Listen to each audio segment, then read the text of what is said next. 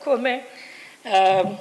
Before I start, I would like to seek your indulgence to give me the permission to ride on the protocols already established herein. Thank you very much. So if I'm accused of editing my boss's speech, I shall say I got a Supreme Court order. Yes, and I will read as given to me by the Right Honorable the Speaker, Dr. Moses Wetangula, who was not able to come today, but he sends his compliments. And it goes like this. It gives me great pleasure to join you this morning for the launch of the Administration of Justice in Kenya Annual Report and the Monitoring, Evaluation and Learning Guiding Framework. The gathering is another demonstration of our country's collective commitment to the justice system that is fair, accessible, responsive, and to the needs of the people. Allow me, at the onset, to commend the National Council on the Administration of Justice and the leadership of the Chief Justice for creating a platform that brings together all arms of government and partners in pursuit of one common goal, a just Kenya founded on the rule of law. The theme of my remarks this morning is enhancing the legal, regulatory, and financing framework to support the administration of justice goes to the heart of a sustainable justice delivery. A strong justice system rests not only on the integrity of the institutions, but also on the soundness of the laws and financial structures that sustain it. As the National Assembly, our constitutional role is clear. Representation to make laws, allocate resources, and exercise oversight to ensure that the administration of justice operates with a robust enabling framework. Ladies and gentlemen, in this regard, I'm pleased to report that two critical pieces of legislation are currently under consideration before Parliament, both aimed at reinforcing the judiciary's institutional and human capacity. First is the Judges' Retirement Benefits Bill, National Assembly Bill number 27 of 2025. This is a historic and progressive piece of legislation that seeks to secure the welfare and dignity of our retired judicial officers. This bill recognizes that justice does not end when one leaves the bench.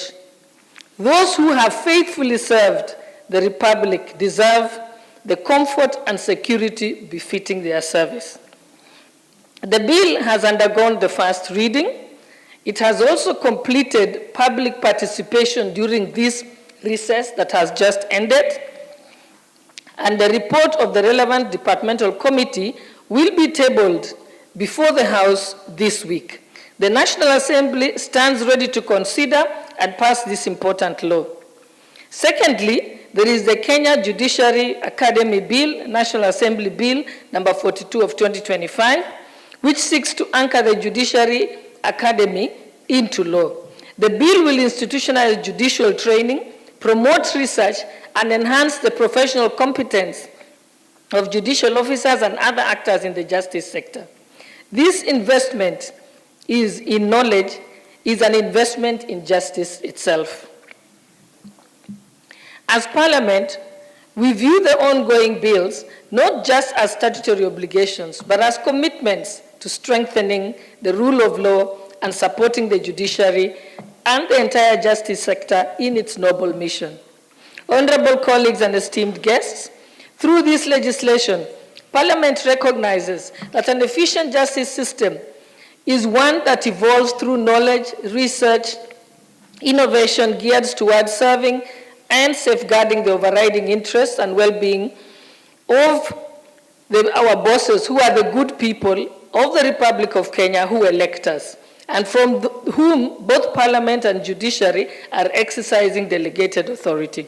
I am reminded of the famous words of Justice Louis Badris, who posed thus: the most important political office is that of the private citizen.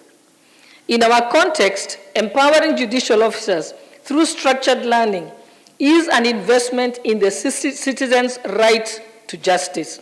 Beyond legislation, we must continue refining the regulatory environment that governs justice delivery, from case management procedures, digitization, court processes, access to legal aid, and the regulation of professional standards.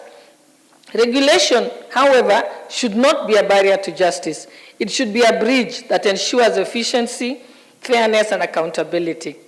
As Winston Churchill said, if you make 10,000 regulations, you will destroy all respect for law. Therefore, we are aware as Parliament that regulation must there be smart, responsive, and people-centered, and should not be designed to serve or to stifle the people. Equally, it must be designed to serve the people and not to stifle them. Equally important is the question of financing. Justice cannot thrive on goodwill alone. It requires resources. The National Assembly remains committed to ensure that the judiciary and the justice sector institutions are adequately funded and supported to discharge their constitutional mandates. I hasten to add, however, that sustainable financing also demands innovation and leveraging on partnerships with counties, development partners, private actors, and also expand justice to the grassroots. I know that many members of Parliament do use CDF to build courts. And with that, and is a commitment that has been made. Is it not Nelson Mandela, our own African icon, who once reminded us that money won't create success, freedom will make it will. Similarly, funding alone, in my humble view, is not the answer. What matters is how effectively we use those resources. The amount notwithstanding, it must be used to transform lives and build a public trust in the justice system.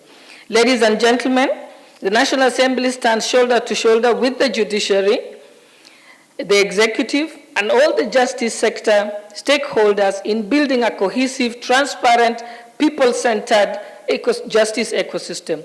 Our goal is not merely to have a functional system, but one that is felt and is trusted by Kenyans. Let us never forget that justice is not abstract. It is implemented in people's lives on a daily basis. As we launch this annual report and the MEL guiding framework, let us not make it a ceremonial event, but call it to action, a call to strengthen our laws, to streamline our regulations, to sustain the financing that makes justice real. And on behalf of the National Assembly, I reaffirm our commitment to support the administration of justice in Kenya together, and let us continue to build a nation where the law is not just written in statutes, but lives in the hearts of our people. And it's signed off by the Right Honorable Dr. Moses Wetangula.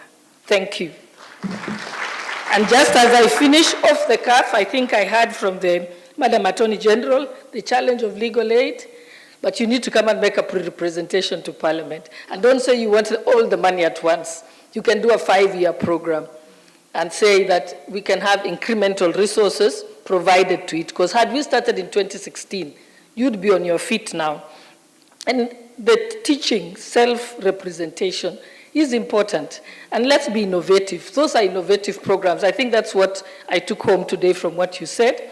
But most importantly, let's use every space we have. Huduma centers. Train people who can go to our cybers. Because where does a mwananchi go when they want to do something? They go to either Huduma center or to the local cyber.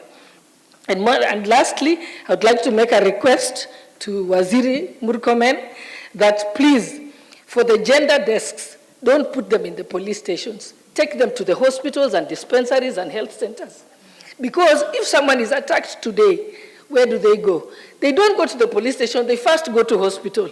If a child is defiled, you rush them to the hospital. So why take them to the hospital, then go back for a P3 form? Because that is causing a lot of injustice. And a victim cannot be taken back to forth. I think we had put in this request before, And we are still waiting to see if that, we are still requesting that do happen. Thank you, and God bless you all.